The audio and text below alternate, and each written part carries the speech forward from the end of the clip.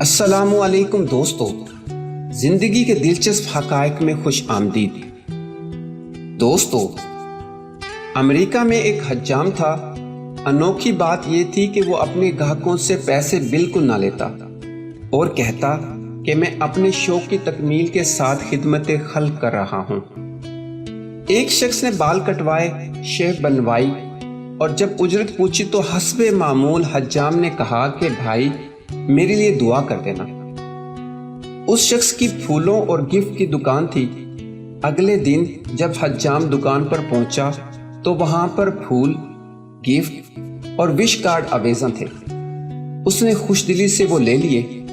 پھر ایک شخص جس کی کتابوں کی دکان تھی، اس نے حجام سے بال کٹوائے اور اگلے دن اپنی خوشی سے چند عمدہ کتابیں پیک کر کے بھجوا دیں۔ اسی طرح ایک شخص کی گارمنٹس کی دکان تھی، اس نے چند شرٹس اور ٹائی بھجوا دی۔ پھر ایک دن ایک پاکستانی وہاں چلا گیا۔